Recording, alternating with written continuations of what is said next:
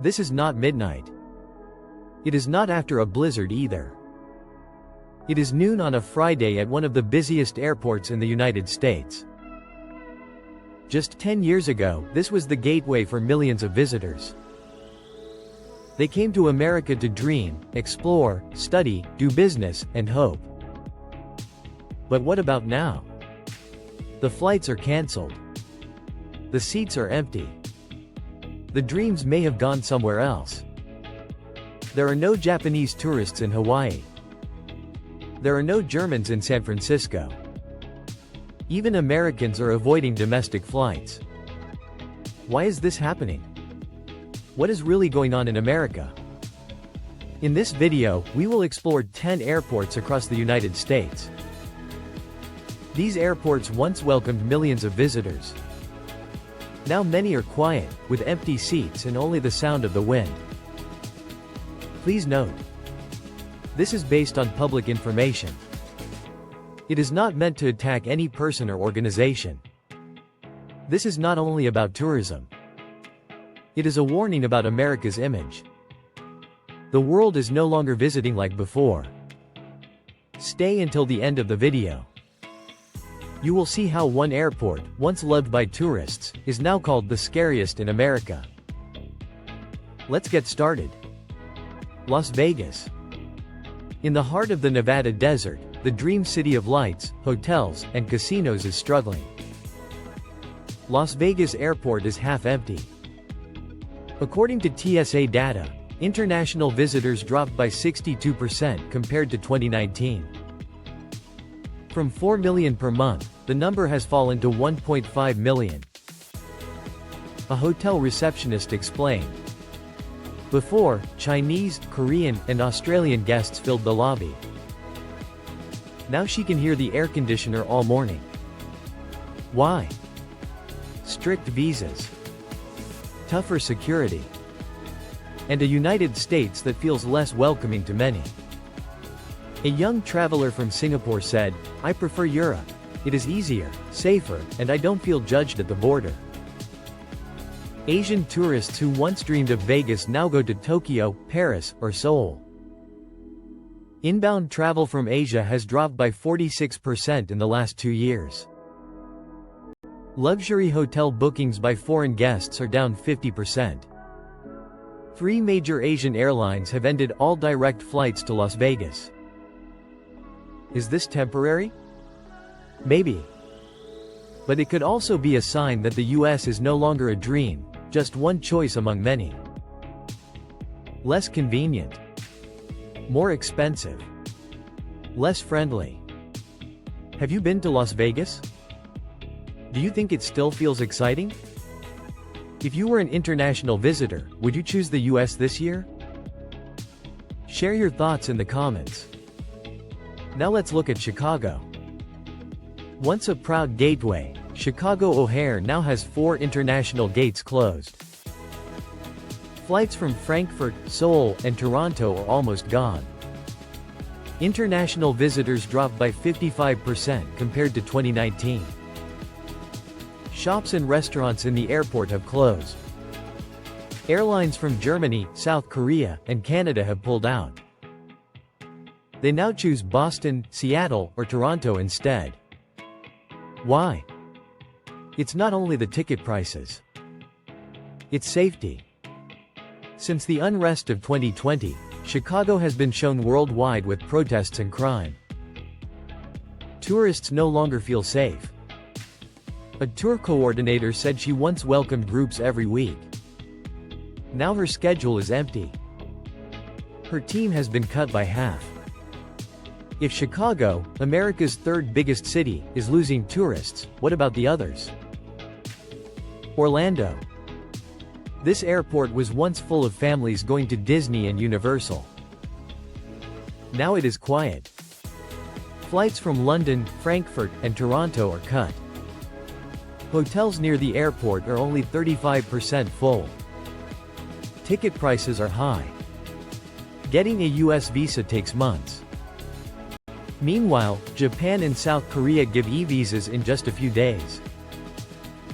Canadian families once loved Orlando. In 2019, 4 out of 5 chose the US. Now only 1 in 5 plans to visit in the next 3 years. Even Universal Studios reported a loss in summer 2025. Not because the park is worse, but because people are not coming. Detroit. Once a symbol of recovery, Detroit Metro Airport now feels empty. International passengers are down 59%.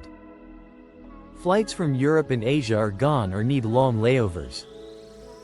An Uber driver said, in 2019, "I got rides every day from the airport. Now I only drive people leaving, not arriving." An empty airport hurts more than tourism. Hotels, restaurants, taxis, and shops all lose business. The local economy suffers. Detroit already struggles with debt, crime, and lack of support. Now even hope is disappearing. New Orleans. The city of jazz and culture has a quiet airport.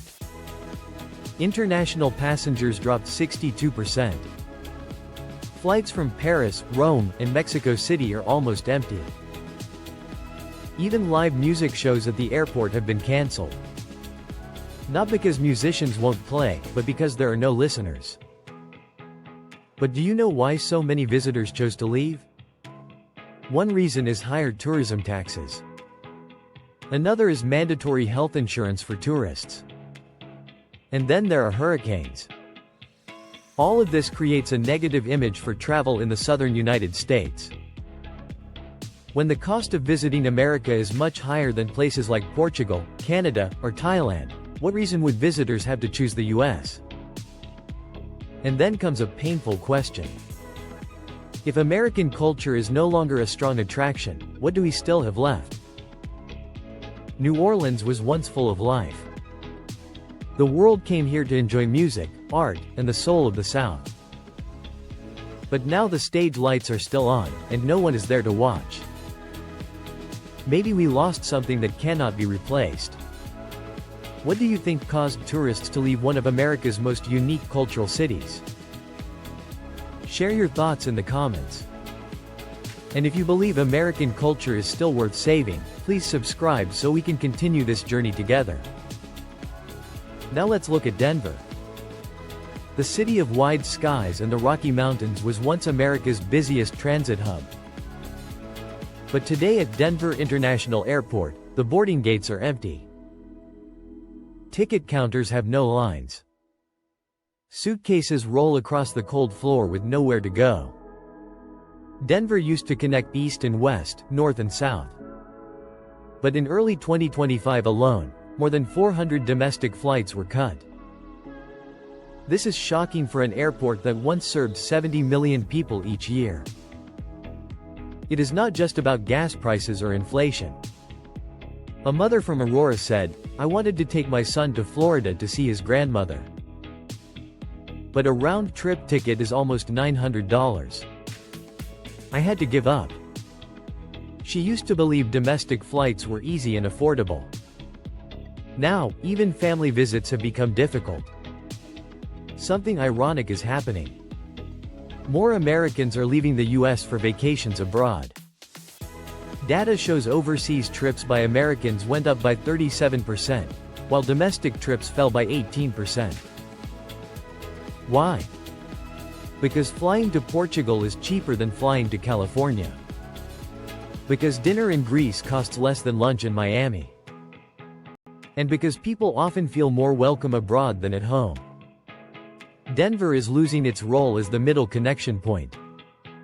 Not only in travel, but also in connecting families, cultures, and even the American dream. If Americans themselves cannot afford to fly inside their own country, is the dream of the United States breaking apart one ticket at a time? Is America becoming less welcoming to its own people? Share your opinion in the comments.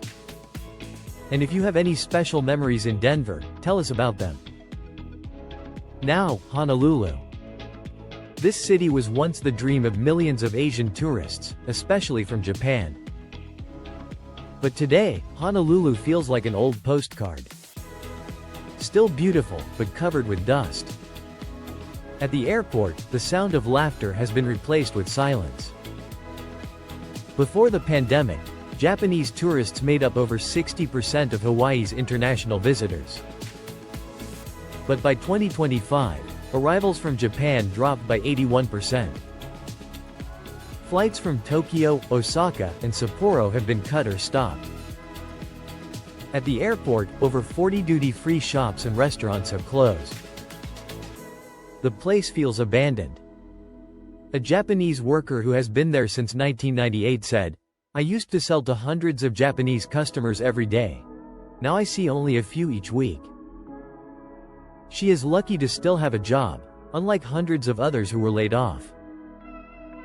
Now, an entire generation in Hawaii that depends on tourism is struggling. Why is this happening?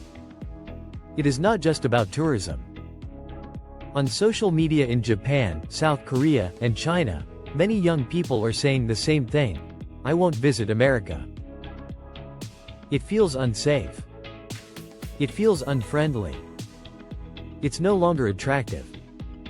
Add to this the US government's strict foreign policies, trade disputes, and social unrest, and America's image has changed for the worse. Hawaii is part of the US, but often feels ignored by Washington. Yet, when bad decisions are made, Hawaii suffers most. Its economy depends on tourism, and without visitors, it falls into recession. So who is responsible for this?